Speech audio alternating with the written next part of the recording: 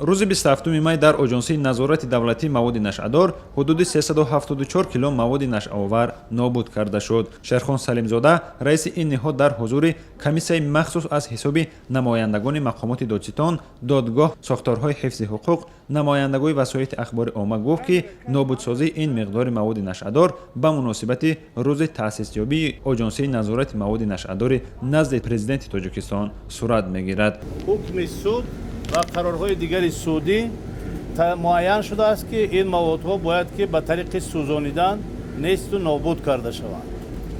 مقدار 374 کیلوگرم و چند؟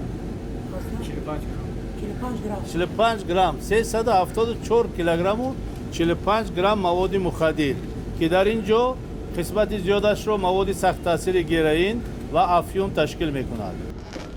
با گفته آقای سلیمزاده از 374 کیلو مواد نشئه‌دار که در بخاری آژانسی سوزانده شد، 16 کیلو و 452 گرم هروئین، 161 کیلو و 699 گرم افیون، 107 کیلو و 511 گرم حشیش، 88 کیلو و 374 گرم بانگدانه و 21 حب را در بر میگیرد. این مقدار مواد مخدر در یک سال اخیر مصادره شده و نسبت دستگیر شده ها در مجموع 31 پرونده باز شده و دادگاه حکم خود را صادر کرده است. با گفته مسئولان این مقدار مواد نشئه‌آور از طرف کارمندان آژانسی نظارت مواد نشئه‌دار، کمیته دولتی امنیت ملی، خدمات گمرک هنگام گذراندن عملیات‌های اپراتیوی جستجویی مصادره شده است. مسئولان این آژانسی گفتند در 3 ماه سال جاری 1 تن و 393 کیلو مواد نشئه‌دار توسط کارمندان همه ساختارهای دخلدار مصادره شده است. راه واردشوی مواد نشئه‌دار حالا هم طریق مرز افغانستان باقی مانده است. ضمناً در 15 سال اخیر در بخاری یا پیچکه آژانسی نظارت